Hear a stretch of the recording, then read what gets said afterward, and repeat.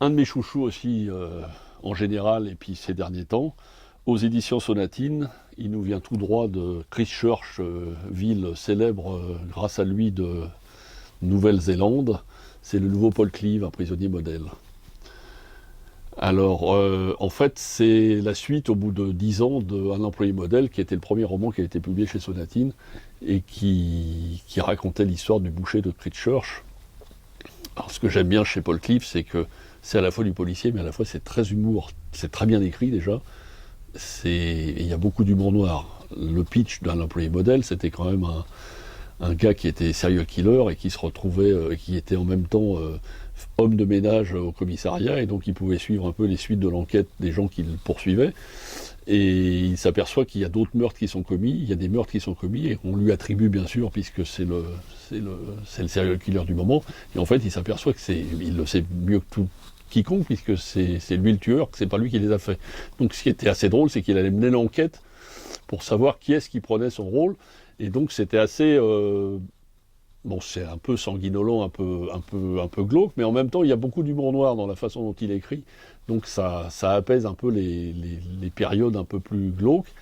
Alors chez lui, et c'est le cas et donc à la fin il perdait, hein, sans déflorer l'histoire de Tobin, c'est pour ça que je préfère raconter le premier, vous avez déjà lu.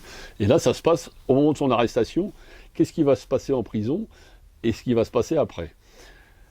Et comme d'habitude, il y a toujours vers le milieu du livre une scène clé horrible. La première scène qui se passait il lui arrivait quelque chose avec l'autre tueur en série qui s'avérait être une femme, dans le premier livre, et là il y a encore une scène assez d'anthologie dans celui-là qui fait assez frémir, hein.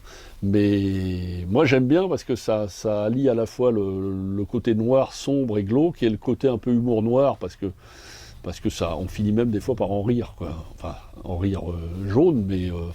et en plus de ça, pour ceux qui ont lu un peu son œuvre, il avait fait un autre livre qui se passait en même temps, où c'était un autre serial killer. Donc dans tous ces livres, il y a des petits clins d'œil.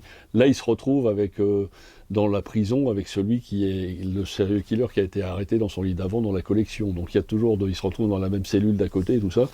C'est une suite dont on ne pensait pas qu'il pouvait y en avoir une, quoi. Donc c'est ça, on est d'autant plus étonné.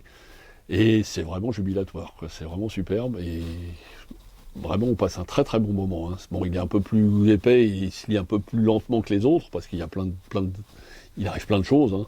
Mais on se prend presque, pas de sympathie, mais je veux dire,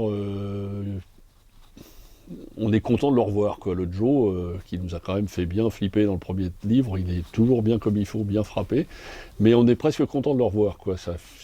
C'est pas notre copain, mais c'est aussi tout l'art de Paul Cleave, c'est que le héros du livre, c'est lui, quoi. C'est pas les enquêteurs et tout ça, c'est vraiment le personnage principal, et c'est le serial killer qui est le héros du livre. Donc on se prête pas de sympathie pour lui, mais presque, quoi.